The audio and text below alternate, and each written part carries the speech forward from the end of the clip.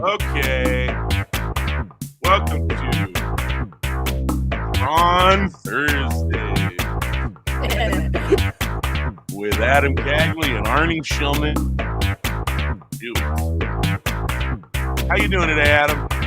I'm good. I like that this is the art for Thrawn Thursday. It's just Tyler Holtman's rendition of Thrawn. I'm disappointed.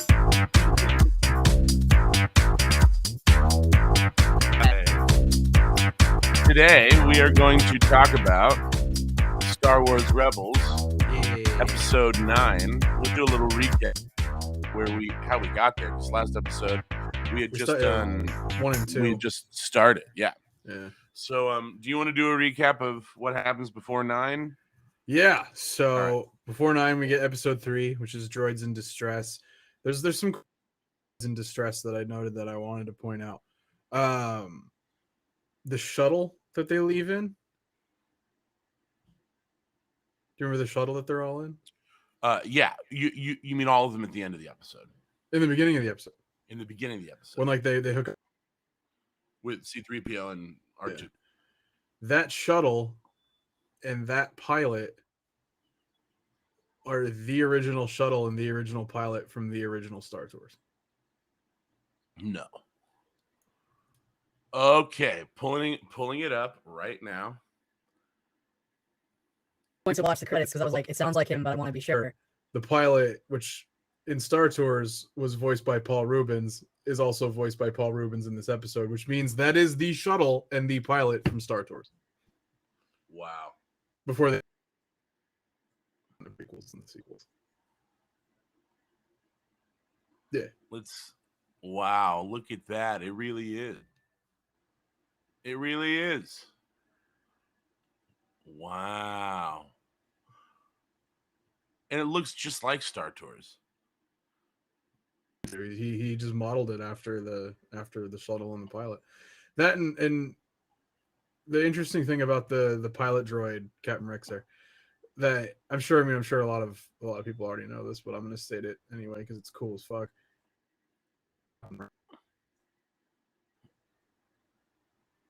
Before there was sorry, it cut out. What did you say? That droid is the original Captain Rex. Oh wow.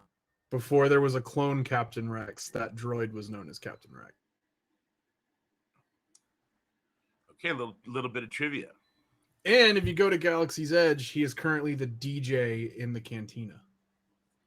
Well, that's good that they didn't completely get rid of him. No, yeah, they just moved him to a different part of the property. Oh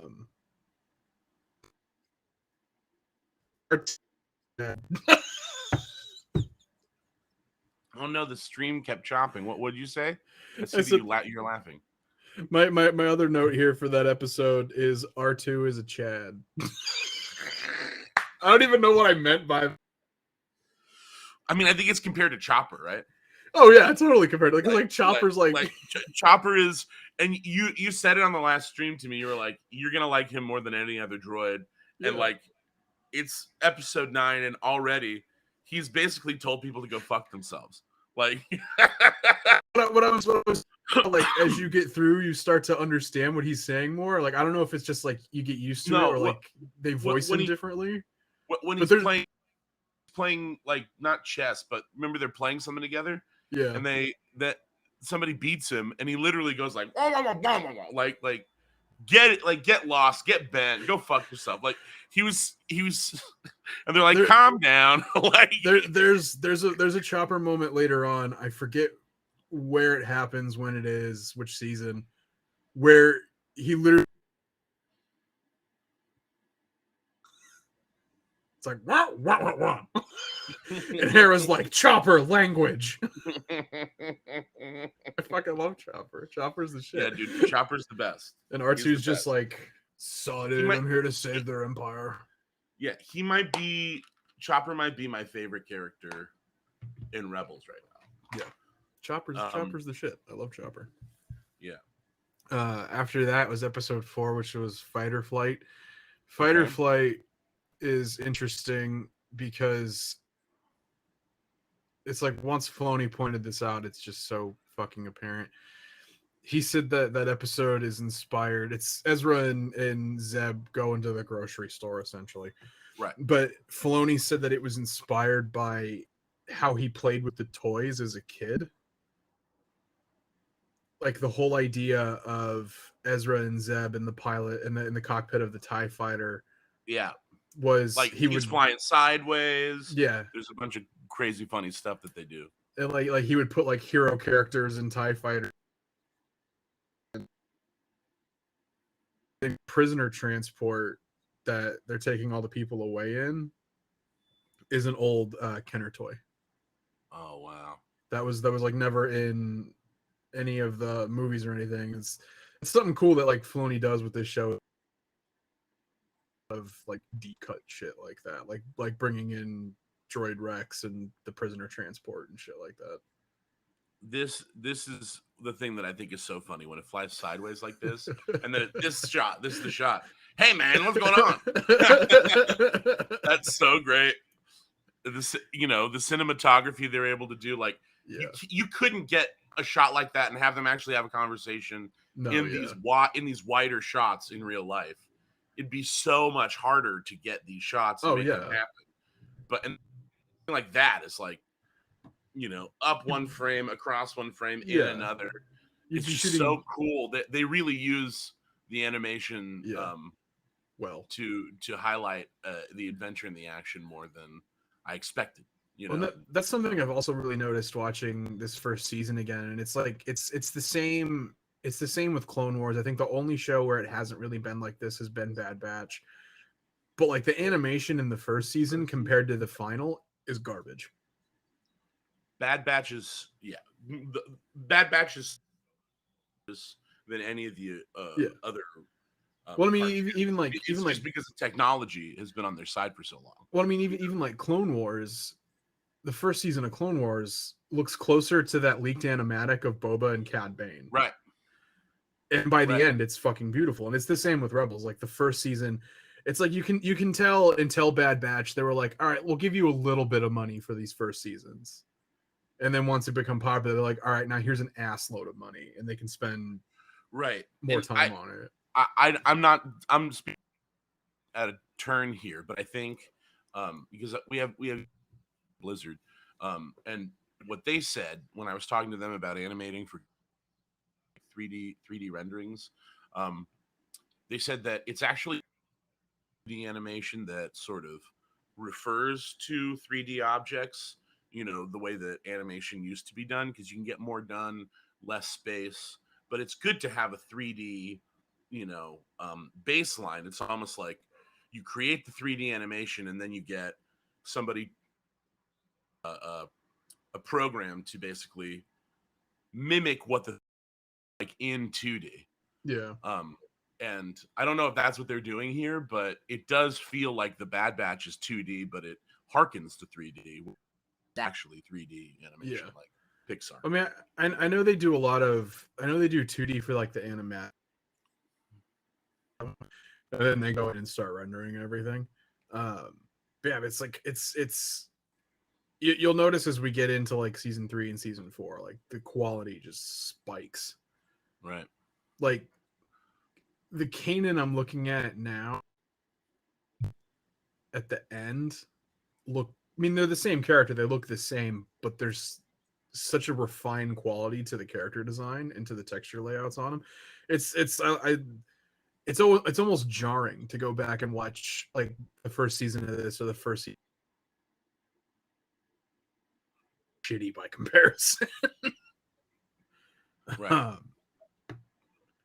And after Fight or Flight, we go to 5, Rise of the Old Masters. Rise of the Old Masters. First fight with the Grand Inquisitor. Yeah, let me get there. Hold on. Yeah. Let me get there. I should have pulled the clip, but there you go. And the first like harken back to the Clone Wars with Luminara. Yeah, they think she's alive, but she's not. Mm-hmm. Just sad because I'm pretty sure her apprentice is. Who's her apprentice? Barra Sophie. She was the the Jedi that betrayed the Jedi and framed Ahsoka and more or less caused Ahsoka to leave the Order in the first place. Well, fuck her, dude. What the hell? Yeah, really fuck her. We were just. I mean, we were talking before we started. We were talking about how incredible of a character the Grand Inquisitor is. Oh yeah, and how in Obi-Wan, if you met him in Obi-Wan, it's almost like I really wish you would have met him in Rebels because he's supposed to be younger in Obi-Wan, and it sort of looks flipped. In Rebels, he looks like lithe and young, and I mean, he looks inhuman here. Well, that's the idea. But the person who they cast in Obi-Wan, he's not quite long enough. I think he is tall and broad, but this guy's like long. Yeah, I mean that was kind of the. Oh, shit, sorry. That was kind of the big issue with. Whose phone is ringing? Mine. That was kind of. Is that your ringtone from Impractical Jokers? Yeah. I love it. You and Quinn are like the same. You and Q are very, very similar. I like that. Yeah, man. I feel like I'd get along with him real well. I partied with them. That's cool. Yeah. It was a really fun night. I would want to hang out with Quinn. Yeah, you are a lot like them. You're that same. We are that same type of funny guy from the neighborhood sort of thing. They are. I listen to Tell 'Em Steve Dave. So. Oh. Do you listen to Hey Babe? You watch Hey Babe? It's about as far. What? I've seen the clips, but that's about as far as I've gotten. I haven't really gotten. Yeah, no. Hey Babe is great, and then Taste Buds. Sorry, we don't need to talk about other shows. Let's keep talking about Star Wars. Talk about our show. Yeah. The big fuck up in the characterization of the Grand Inquisitor and Kenobi was the makeup, because his species, they're supposed to have those longer heads. It's supposed to be the longer heads, the mouthful of teeth. For reference, when Kenobi goes to Utapau in Revenge of the Sith, and the dude's like, thousands of battle droids on the 3rd level. It's the same species.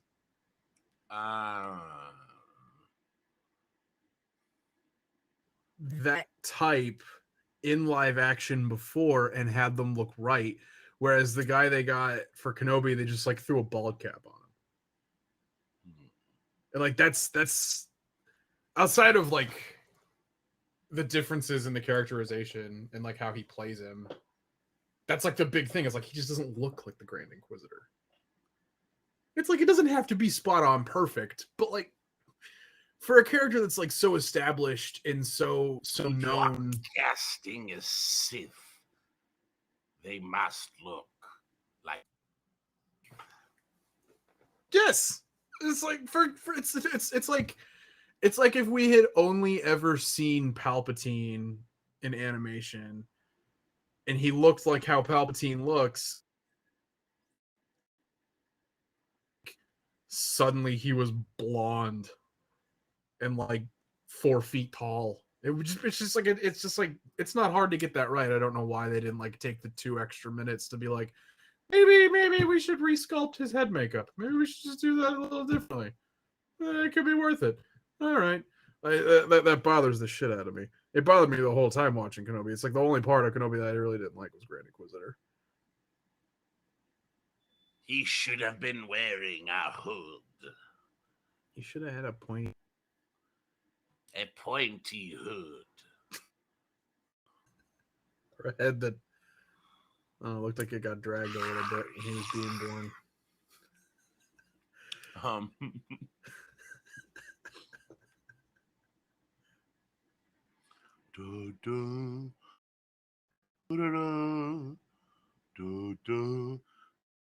It is like an egg. All right. Episode 6.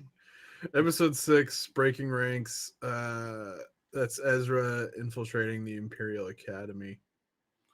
Yeah, that one's pretty cool. with the sort of like it sort of had that Harry Potter thing of like, Yeah. here's what we do to teach the kids how to do. You know what I mean? It was like I mean, them jumping on all those. Yeah, that is the thing I like, is like showing the Imperial Academy, because it's like it's Solo last night, which I think Solo is very underrated. And he's like, I'm I gonna just go was to so the disappointed when it came out, but I agree. Yeah. I've rewatched It- it since, and it's not bad. It's just it's you have to compare it to the TV that they Yeah. put out, not compare it to like Empire. You know. Look at that one. Remember Han's like, I'm gonna go be an Imperial pilot, and then it cuts to like years later, and he's out of the academy. It's like, I like seeing the look into the Imperial Academy, especially with the little bit of backstory you get on Sabine later on. Yeah. Imperial Academy. I like the design on their little cadet helmets. Yeah, and you could tell everybody's different because they got a different color. Well, what's cool is it's another thing that the show and Clone Wars have both been good at, is incorporating old Ralph McQuarrie concept art. Like, those are old Stormtrooper concept helmets. Love it. It's the same with like in Droids in Distress. A couple of the droids on that shuttle are based on old McQuarrie concept droids. Like, one of them is actually the concept droid for 3PO that never got used. And the big thing that I'm sure a lot of people know, but I'm going to say it anyway.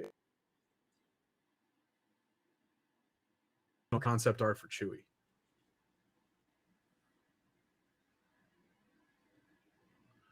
Well, his species is so interesting. You know, they like created a whole species and a story, and he's thought to be the last surviving Lasat. You know, pretty cool. He's a vampire. No. Wasn't that the interview with the vampire character's name? Lasat? Lestat. Same thing.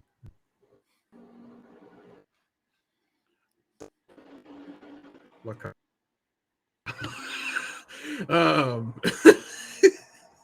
And then we go. Lestats are Lahat, dude. I like his like hand feet.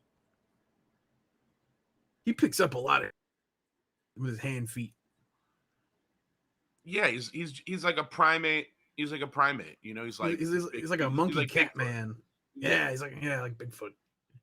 Yeah, like that's what I think like the Bigfoot primate probably was when it was around. It's like probably, you know, Monkey Man or something. It was Borrelios. And then we go episode 7, Out of Darkness, which I have 2 notes for this episode. One of which being Sabine's Imperial backstory, which we'll go back to. But of the first 7 episodes, this is the only time the shot thing has been useful.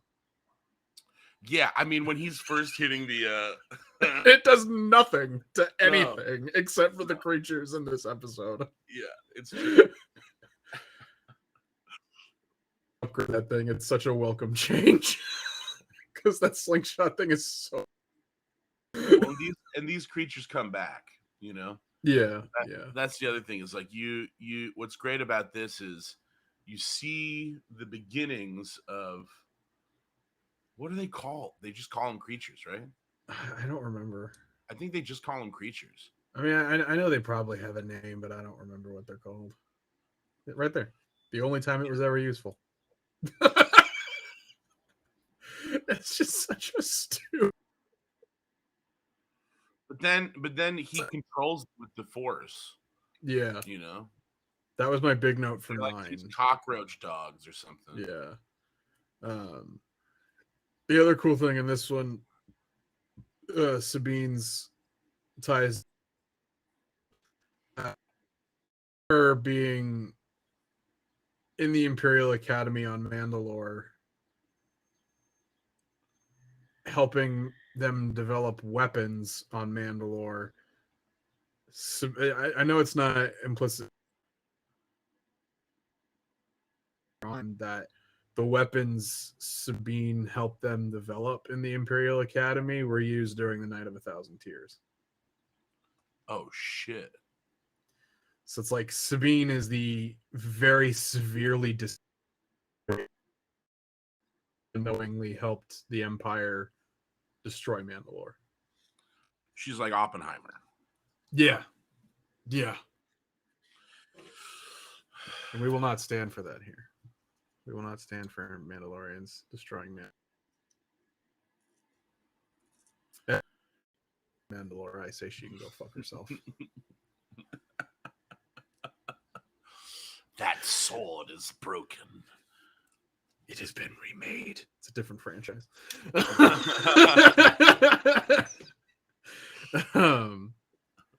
There we go. All right. Empire Day. Empire Day. Was it Ezra's birthday? I didn't catch that. Yeah, Ezra's birthday is Empire Day, right? I'm pretty sure I'm right. That'd be pretty cool. I wouldn't mind having my birthday on it. And this one's just good because of all the story on Lothal you get. What's this fucking thing called? That's a Loth cat. Okay. And they think this guy is Sibo, but Sibo's got those fucking. He's got the headphone looking things. I could be wrong. These guys wearing gas masks. Those are the pilot helmets.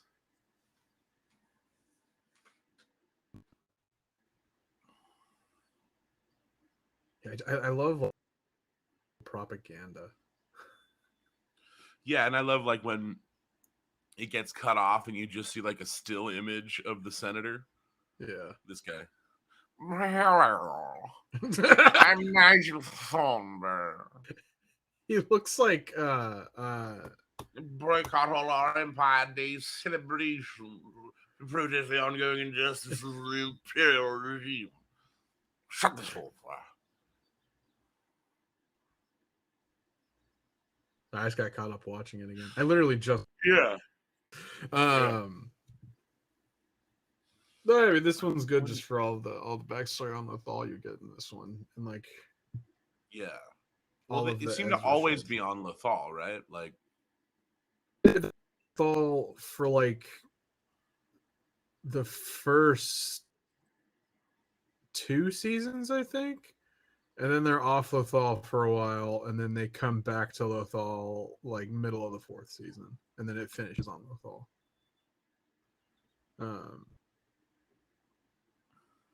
And I mean, like, Lothal is a very important planet. You'll find it out later that it's one of the places in the galaxy where you can access the world between worlds.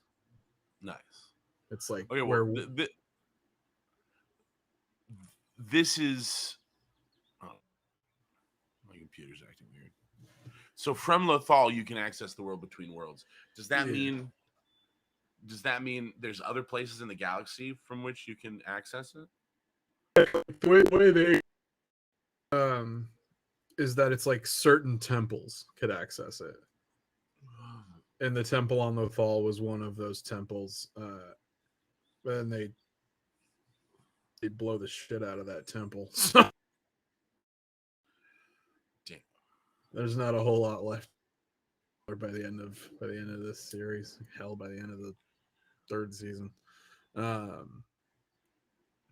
mean, that all becomes important when Ahsoka becomes. I'm sure. Yeah. When she becomes involved, that's when that temple starts to become important. It's also like when she becomes involved, that's when this show like really starts cooking for me. Nice. There's a moment where like she's meditating and hears Anakin's voice. Fucking hard every time I watch it.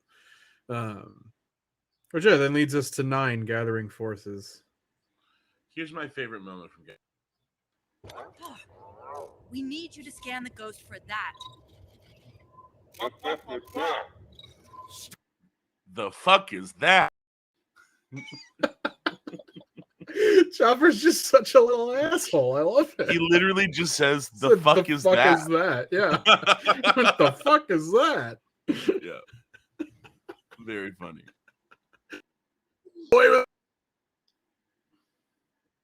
As a kids were gonna put that together. That's what the droid was saying. Yeah. Oh no. Huh? Because I did audio for that part, they fucking took down our stream. God damn it. Yeah. I wondered how long they were gonna take for that. Okay, well, we're good. We're back. No longer Oh, okay. blocked due to copyright issues. It's just when you use the video and yeah. All right. I'll just mute it on the stream. It'll be fine. I'm gonna clip that out. He goes, for the clip. yeah, no, please do. Just Yeah.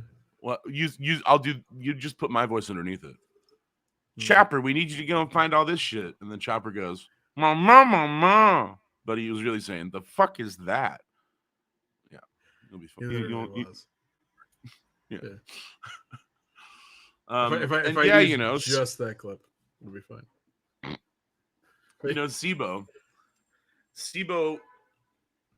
he's got to be related to Grebo.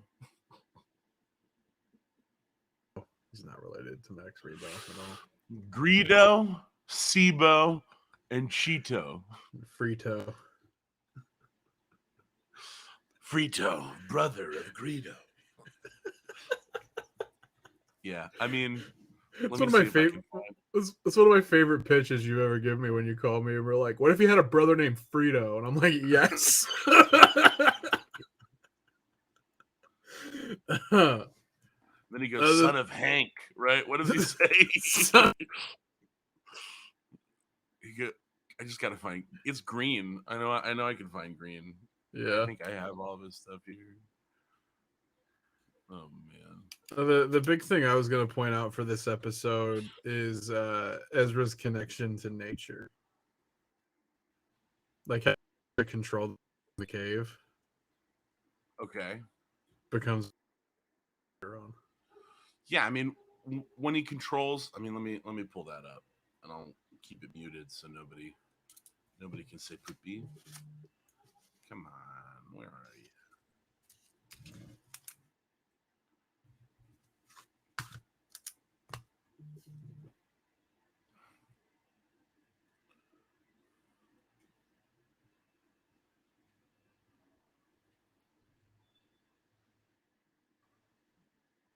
The Grand Inquisitor is just such a badass in this episode. You go, no. He goes, "Can I get this fucking gabagoosh?" Everything you'd hope for. This is the way the story ends. No. Do you know the to hunting Jedi? Do you know the key to hunting Jedi, friend? Do you know the muffin? He goes, "Put my head." I'm like, When did he turn into Vincent D'Onofrio? because it's like a cockroach dog. Oh yeah. Oh wow, yeah. Sugar water. You know, And water. they all kind of look like gremlins, like, Yeah, they really do. you know, No, I mean this Ezra. not quite as much as Grogu, but this is Yeah, chill. This is so cool. I really thought he was going to cut the whole thing in half or something, you know. But yeah, being able to like, I don't want to say control or command animals and shit like that, because I mean it's kind of what he does, but it's not really. Is so important in the last season. really, Yeah, because he controls all the whales to eat Thrawn and the Loth wolves. and the Loth. He can commune with the Loth wolves, but it's like every Jedi has like the one thing that they're just naturally gifted in, and that's Ezra's his connect. Right. And then yeah, the Purgle and the Loth wolves and The Purgle. the Purgle. All right. Well, we should call it now because I know you got to go soon. But I'll share our sweet Thrawny here. We love you all very much. We will see you on Monday for Mando Mondays. I'll pop on tomorrow for some Fando Friday action. But new time, announcing the new time, 9 a.m. Mondays, Tuesdays, and Thursdays. Mando Mondays, Tano Tuesdays, Dewana Wednesdays, Thrawn Thursdays, Fando Fridays, and go suck yourself Saturday and Sunday, baby. Let's go. We're calling it 'cause I like it. What'd you say? Is that what we're calling it? Because I like it.